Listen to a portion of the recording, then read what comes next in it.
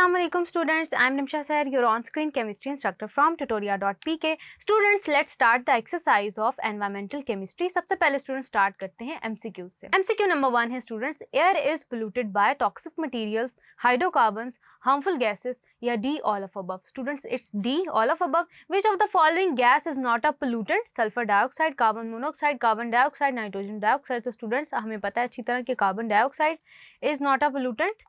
Then students आपके पास आता है oxides of sulfur and nitrogen react with nitrogen to form bases, acids और salts या all of above. तो students आपको अच्छी तरह पता है कि जो आपकी acid rain होती है उसकी ये वजह होती है कि oxides of sulfur and nitrogen react with oxygen to form acids. Oxidizing smog consists of higher concentration of sulfur dioxide, ozone, nitrogen dioxide, chlorine. तो students it's B, that is ozone.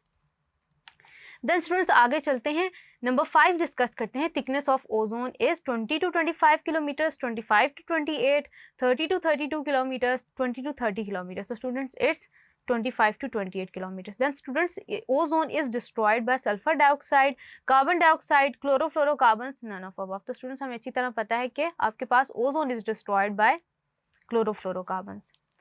Then students, in leather industry chromium 6 is used, chromium 3 is used, nickel is used, aluminium is used. तो students हमने discuss किया था कि leather industry के अंदर हम chromium 6 use कर रहे होते हैं. Water is purified by aeration, coagulation, disinfection या ऑल ऑफ दिस. तो स्टूडेंट्स हम ये तमाम प्रोसीजर्स यूज़ करते हैं वाटर को प्योरीफाई करने के लिए. एरेशन का मतलब ये है स्टूडेंट्स कि आप एयर पास आउट कराते हैं ताकि ऑक्सीडेशन हो जाए किसी भी आपके पास ऐसे पोटेंशियल पोल्यूटेंट की. देन स्टूडेंट्स कोएगुलेशन करवाते हैं आप सस्पेंडेड सॉलिड्स की. डिसइंफेक्शन करवाते हैं स्टूडेंट्स आप हाइपोक्लोराइड आयंस यूज़ करके ताकि स्टूडेंट्स आपके पास जो इन्फेक्टेंट्स हैं वो रिमूव हो जाएँ, पोल्यूटेंट्स रिमूव हो जाएँ.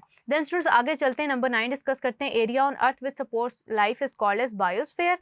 When chlorine is passed through water, then that disinfection is done due to the production of hypochlorite. तो स्टूडेंट्स यानी कि आप डिसइंफेक्शन कर सकते हैं when chlorine is passed through water, then the disinfection is done due to the production of hypochloric acid यानी कि hypochlorite ion की प्रेजेंस में हो सकती है. देन स्टूडेंट्स आपके पास है पर oxy acetyl nitrate is a dash irritant. Students it's I irritant. Fungicides are pesticides which control the growth of fungus, kill insects, आपके पास kill plants, kill herbs. तो स्टूडेंट्स आपके पास जो fungicides होते हैं वो ग्रोथ रोकते हैं ऑफ दैट ऑफ फंगस.